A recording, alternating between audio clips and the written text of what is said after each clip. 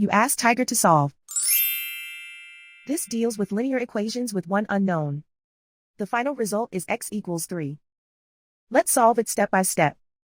Group all constants on the right side of the equation. Add 2 to both sides. Simplify the arithmetic.